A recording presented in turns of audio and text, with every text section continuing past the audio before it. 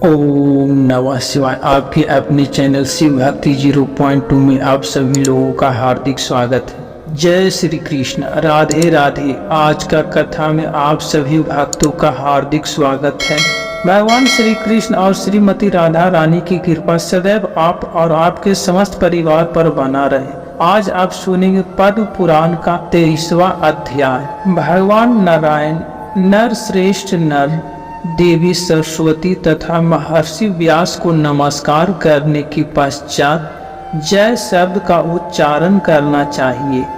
मैं भगवान श्री राधा कांत के उन युगल चरण कमलों को अपने हृदय में धारण करता हूँ। यह शरद ऋतु को प्रफुल्लित कमलों को शोभा को अत्यंत नीचा दिखाने वाले हैं। मुनि रूपी ब्राह्मणों के कारण जिनका निरंतर सेवन होता रहता है, जो वज्र और कमल आदि के चिन्हों से विभूषित है, जिनमें सोने के नुपुर चमक रहे हैं और जिन्होंने भक्तों के तीव्र ताप का सदा ही नाश किया है तथा जिनसे दिव्य ज्योति छिटक रहा हो, जिनके मुख कमल से निकली हुई कथा रूपी सुधा का बड़भाग मनुष्य सदा पान करता रहता है, वे बद्री में विहार करने वाले रण जमु को ताप हरण करने वाले भगवान श्री विष्णु के अवतार सत्यवती कुमार श्री व्यास जी मेरी वाणी की रक्षा करे, उसे दोष मुक्त करे। एक समय की बात है, ज्ञानी शिरोमणि परम तेजस्वी मुनिवर गर्ग जी, जो योग शास्त्र के सूर्य हैं, शौनक जी से मिलने के लिए नैम शरण में आए। उन्हें आया देखकर मुनियों सहित शौनक जी सहसा उठकर खड़े हो गए और उन्होंने बाद आदि उपचारों से विधिवत उनका पूजा किया। श्री शौनक जी ने कहा कि साधु पुरुषों का सब और विचरण धन है, क्योंकि वह गृहस्थ जनों को शांति प्रदान करने का हेतु कहा गया है। मनुष्यों के भीतरी अंधकार का नाश महात्मा ही करते हैं, ना कि सूर्य। हे भगवान, मेरे मन में यह जिज्ञासा उत्पन्न हुआ है कि भगवान के अवतार कितने प्रकार के हैं। आप कृपया इसका निवारण कीजिए। श्री गर्ग जी कहते हैं, हे ब्राह्मण, भगवान के गुणानुवाद से संबंध रखने वाला आपका यह प्रश्न बहुत ही उत्तम है। यह कहने, सुनने और पूछने वाले तीनों के कल्याण का विस्तार करने वाला है। इसी प्रसंग में एक प्राचीन इतिहास का कथन किया जाता है, जिसके सुनने मात्र से बड़े बड़े पाप नष्ट हो जाते हैं। पहले की बात है कि मिथिलापुरी में बहुलाश्व नाम से विख्यात एक प्रतापी राजा राज करते थे। वे भगवान श्री कृष्ण के परम भक्त थे, शांत चित्त एवं अहंकार से रहित थे।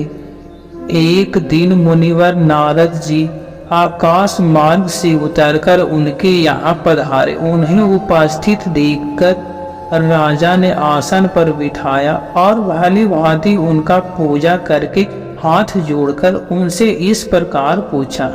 राजा बहुलाश्व बोले, हे महामते, जो भगवान अनादि प्रकृति से परे और सबके अंतर्यामी ही नहीं बल्कि आत्मा है, वे शरीर कैसे धारण करते हैं?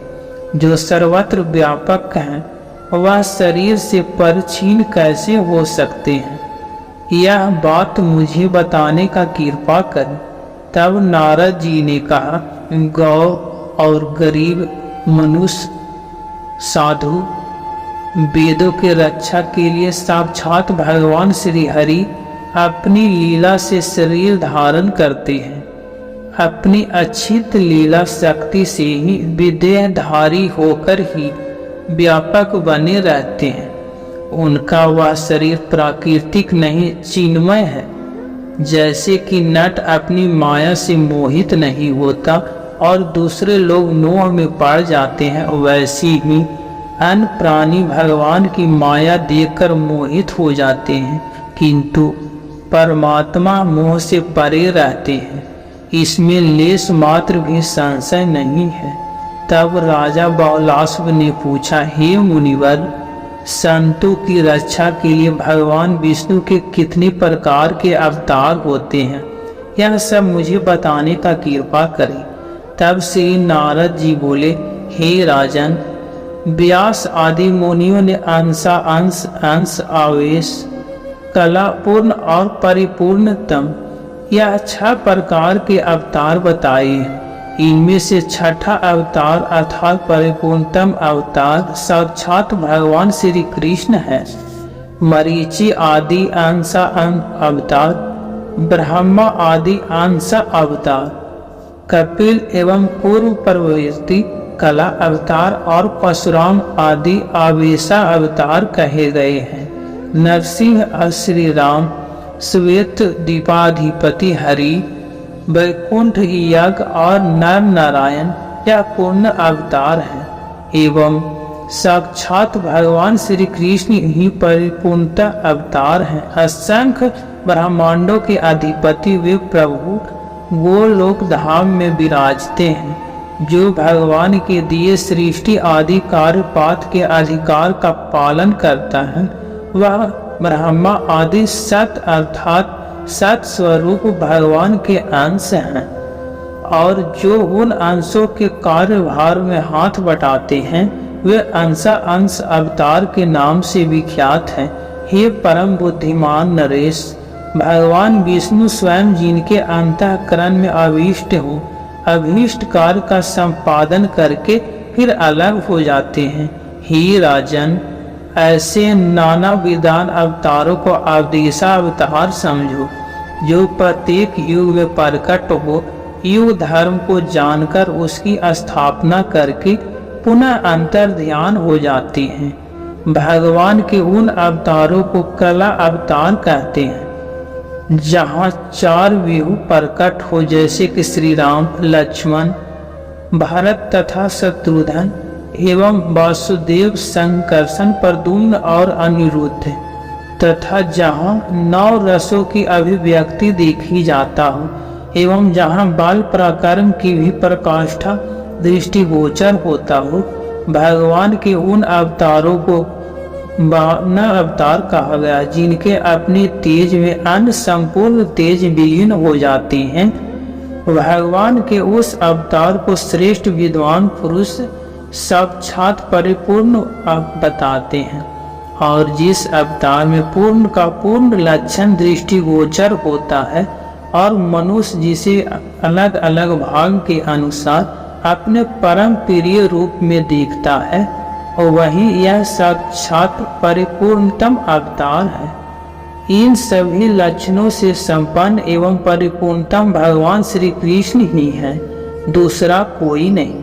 क्योंकि श्री कृष्ण ने एक काल के उद्देश्य से अवतार लेकर अन्य करोड़ों कार्यों का संपादन किया है, जो पूर्ण पुराण पुरुषोत्तम एवं प्रताप परमेश्वर है। उन साक्षात सदानंदमय कृपा निधि गुणों के आकार भगवान श्री कृष्ण चंद्र की मैं शरण लेता हूँ। यह सुनकर राजा हर्ष से भर गए, उनके शरीर में रोमांच हो गया, वह प्रेम से विवल हो गए और आंसुपूर्ण नेत्रों को पोंछकर नारद जी से यह बोले।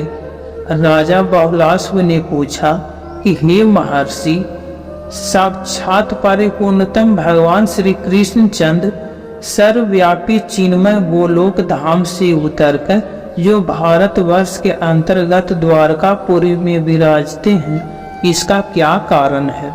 हे ब्राह्मण, उन भगवान श्री कृष्ण के सुंदर बृहत अर्थात विशाल या ब्रह्म स्वरूप गोलोक धाम का वर्णन कीजिए।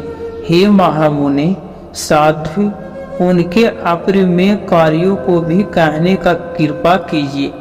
मनुष्य जब तीर्थ यात्रा तथा 100 जन्मों तक उत्तम तपस्या करके उसके फल स्वरूप सत्संग का शुभ अवसर पाता है, तब वह भगवान श्री कृष्ण चंद्र को शीघ्र ही प्राप्त कर लेता है। तो हे महामुनि, कब मैं भक्ति रस से आवंतित होकर मन से भगवान श्री कृष्ण के दास का भी दासानुदास होऊंगा, जो संपूर्ण देवताओं के लिए भी दुर्लभ है।